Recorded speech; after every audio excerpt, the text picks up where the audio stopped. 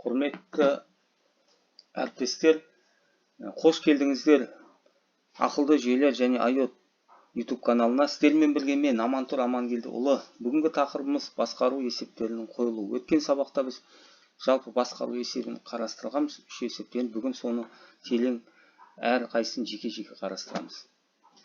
Негізгі ұғымдар ол есеп, модель, анализ, синтез, идентификация, есептің қойылуы, сигнал түрлендіргіші, критерий, шеттік шарттар, бастапқы шарттар, басқару алгоритмі, мақсат функциясы, беріліс функциясы және күйлер кеңістігіндегі модель. Басқару жүйесі ол сигнал түрлендіргіші болып есептеледі. Яғни кіріс сигнал беріледі. Сол берілген кіріс сигналды оператор өзінің функциясы бойынша өңдеп шығарып береді. Басқару жүйесі екі бөлшектен тұрады. Ол бірінші негізгі бөлшек ол басқару нысаны. Осын біз басқарамыз не арқылы? Реттеуіш арқылы. Мына схемада басқару есебінің қойылуы келтірілген. Негізгі біздің басқару объектісі ол басқару нысаны. Мынау. Оның осы үшін жасалатын дүние ол. Оның бастапқы шарттар, шеттік шарттар беріледі, сыртқы әсерлер беріледі, осыған белгілі уақыт аралығы беріледі, сосын шектеулер беріледі. Күйдің шектеулері, басқарудың шектеулері. Сосын біз сол басқару нысанының күйін біз датчик арқылы бақылаймыз. Әрине датчиктің қателіктері болады. Сосын оны өлшейміз. Өлшегеннен кейін біз нақты реал басқару нысаны емес, оның моделімен жұмыс істейміз. Мына жерде басқару моделі келеді. Сол басқару моделін үшін біз басқару алгоритмін құрамыз. Белгілі бір басқару мақсаты бойынша, немесе критерий бойынша. Сөйтіп біз басқару сигналын қалыптастырамыз. Негізгі біздің табу керек болатын нәрсе ол басқару заңы.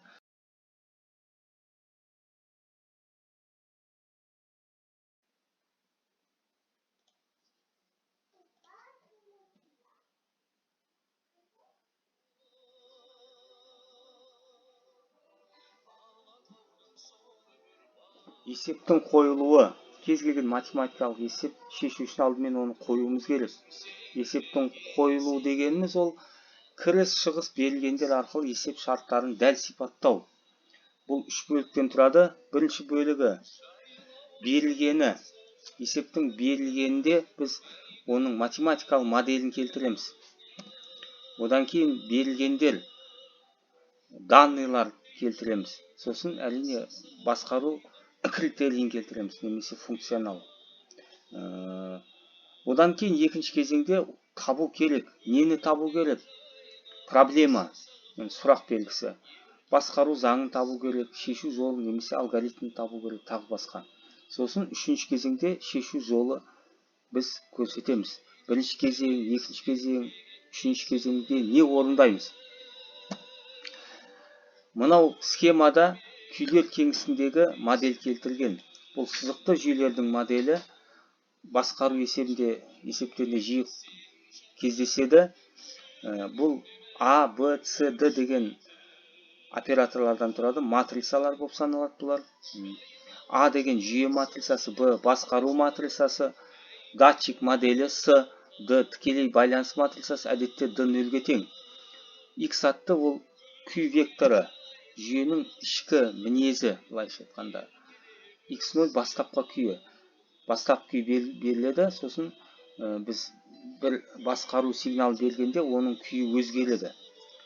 U атты ол кіріс векторы, немесе басқару сигнал. Бұл кіріс, шығыс Y атты шығыс векторы, немесе датчик сигналы, бұл жүйенің реакциясы. Мына жерде бірінші формула болса күйлер кеңістігі моделінің теңдеуі. Бұл жерде екі теңдеу. Бірінші теңдеу мен астында тұр дифференциал теңдеу болып саналады. Бұл басқару нысан күйінің моделі. Немесе модель состояния дейді ғой, күй моделі. Екінші теңдеу алгебралық теңдеу болып саналады. Бұл өлшеуіш модель, немесе датчиктің моделі. Жалпы мына жерде жаңағы оның белгілеулері А, Б, С, Д матрицалар, X атты күй векторы, x0 бастапқы күйі, u атты кіріс векторы, y шығыс векторы, e шу сигналы. Шу егер бар болса, онда кездейсоқ шама болып саналады.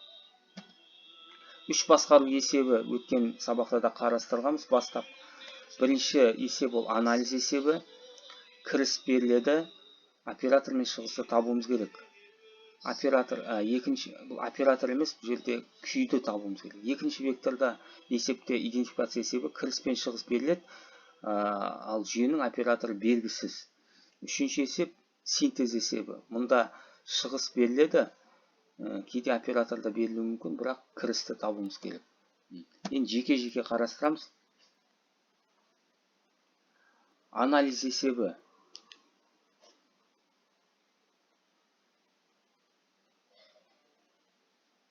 Анализ есебі.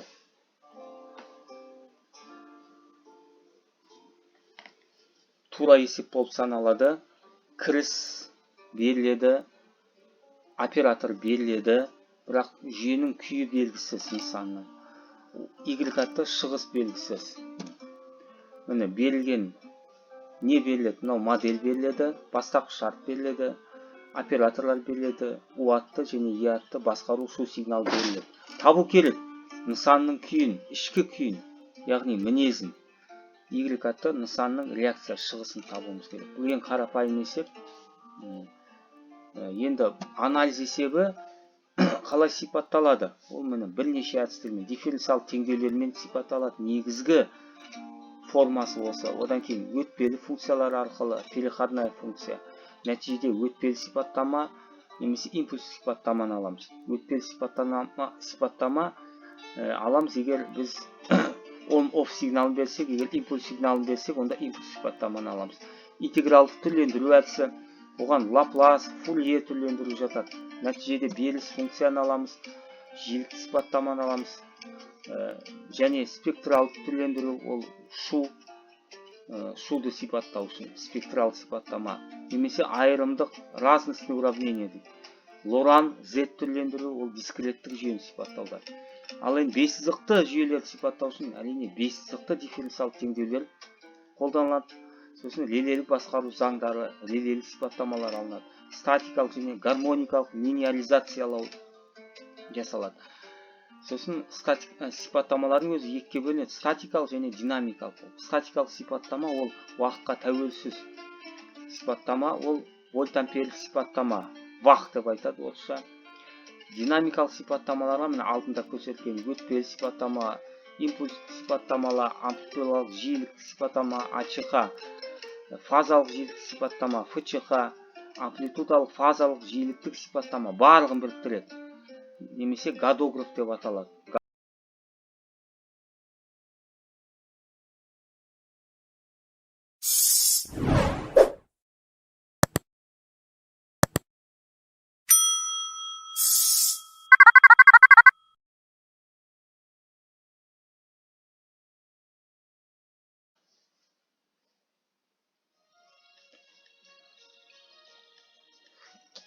Идентификация есебінде кіріс пен шығыс беріледі. Операторды табу керек. Міне берілгені модель, бастапқы шарт беріледі, нысанның моделі беріледі, басқару, нысан, реакциясы, шығысы, шуы беріледі. Табу керек АБЦ операторлар. Идентификация есебін сипаттау үшін мына әдістер қолданылады. Жалпы ол екіге бөлінеді. Идентификация, құрылымдық идентификация, структурная немесе және параметрическая идентификация. Идентификацияның өзі анық және анық емес болып бөлінеді. Анық деген четкая идентификация. Мұнда келесі әдістер қолданылады. Өтпелі сипаттама арқылы, өтпелі импульс сипаттама арқылы, беріліс функциясы арқылы, корреляциялық әдістер, регрессиялық әдістер, бұл нейронды желілер. Немесе интегралдау әдістері, Дюамель, Вольтер, Гаммерштейн модельдері. Және анық емес идентификация, қазір қолданып жатқан нечетка идентификация. Себебі адам анық емес ойлайды. Ол мынау модельдер, анық емес логика, оның ішінде Сугена, Мамдани модельдері, мен бұған жеке тоқталамын. Одан кейін аралас жүйелер, гибридные сети дейді. Бұл екі жүйенің бірігуі нейрон желілер және анық емес логикалық модельдер. Бұған анфис модель жатады. Және соңғы кезеңде пайда болған генетикалық алгоритмдер, эволюциялық есептеулер.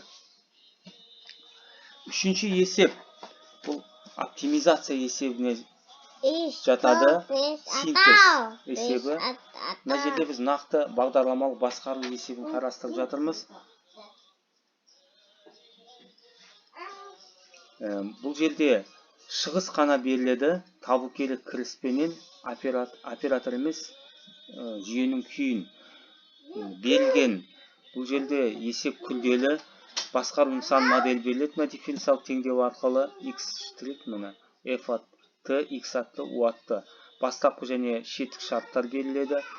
Уақыт шектеулі, x траекторияда ол белгілі жиында жатады, шектеулі, u да басқаруда шектеулі. Сосын d рұқсат етілген процестердің жиыны. Бұған уақыт кіреді, траектория кіреді және басқару кіреді. Үштік. Енді ең маңызды мәселе мынау оптимизация есебін шешуде критерий беріледі, немесе сапа функционалы, функционал качество. I от D, D-ның функциясы. Бұл интеграл t0-ден t-n-ге дейін белгілі бір аралықта f0 функциясы. Ол t, x атты, u атты, dt. Осы үш функцияның интегралы. Қосу f от t-n. Мынау терминалдық мүше деп аталады. Терминалдық мүше мынау функция. Жалпы бұл больц есеп болып есептеледі мынау функция, формула. Бұл есеп киелі есеп. Себебі жаңа анализ сияқты тура емес, шығыстан соңынан алға қарай жүреміз. Сондықтан киелі есеп. Обратная задача. Табу керек нені? Табу керек мынау I от D критерий функционалын қанағаттандыратын, яғни бұл функционалдың минимум мәніне сәйкес мынау үштік траекториялар табу керек. Ол t тиімді уақыт, аяқталу уақыты, процестің қай уақытта аяқталады? Ең тиімді уақыты. Тиімді траектория, қай траектория ең тиімді? Бірнеше траекторияның ішінен тиімдісін ғана анықтаймыз. Сосын тиімді басқару, оптимальный управление. Осы үштік анықталса, мынау бағдарламалық басқару есебі шешілді деп саналады. Задача программного управления. Бұл больц есебі. Егер терминалдық мүше болмаса, ол Мейер есебі. Ал егер f от x болмаса, онда үшінші есеп болып саналады. Синтез есебін сипаттауда келесі шешу сипаттау әдістер бар. Модельдер максимум принципі, бұл Пантрягиннің принципі, максимум принципі. Белман теңдеуі, Рикатти теңдеуі, және кездейсоқ жағдайда тура осы принцип кездейсоқ жағдайға да арналып шешілген, ол стохастикалық максимум принцип дейді. Тура солай. Дискреттік жүйелер үшін әрине дискреттік максимум принцип бар. Пантрягиннің үш жағдай үшін де принципі бар. Сосын Белман теңдеуі, Рикатти теңдеуі әр жағдай үшін әр түрлі. Сосын қалай іске асырылады? Бұлардың барлығы синтез есебі реттеуіш ретінде немесе бақылаушы ретінде іске асырылады. Бірінші бақылаймыз, күй бақылаушы дейді, наблюдатель состояния. Егер датчиктеріміз бар болса, біз оның күйін бақылай аламыз. Егер датчик болмаса, күйін бақылай алмаймыз әрине. Сосын реттеуіштің түрлері. Ең көп қолданатын тұрмыста үйде релелік реттеуіштер. Ең қарапайым іске асырылады және қол жетімді. Өндірісте көп қолданатын пид реттеуіштер, пропорционал интеграл дифференциал реттеуіштер. Бұл екеуі тиімді реттеуішке жатпайды. Тиімді реттеуіш мына екеуі. Тиімді себебі мынау Пантрягин максимум заңын, мынау принципті қанағаттандыратын реттеуіштер ғана тиімді болып саналады. Ол мына екеуі. Сызықты квадраттық реттеуіш LQR және сызықты квадратты гаусстық реттеуіш. Бұл кездейсоқ процеске арналған. Біріншісі кездейсоқ емес, детерминделген процесс. Қажетті кітаптар. Теория автоматического управления, әрине, тау. Сосын осы теорияның есептерін шешу әдістері, мысалдар келтірген әрбір есептер жинағы Пантелеев пен Бартаковскийдің кітабы. Міне осы кітапта көп нәрсе бар. Сосын идентификация үшін ситуационное управление Паспеловтың да кітабы бар. Жақсы, сау болыңыздар.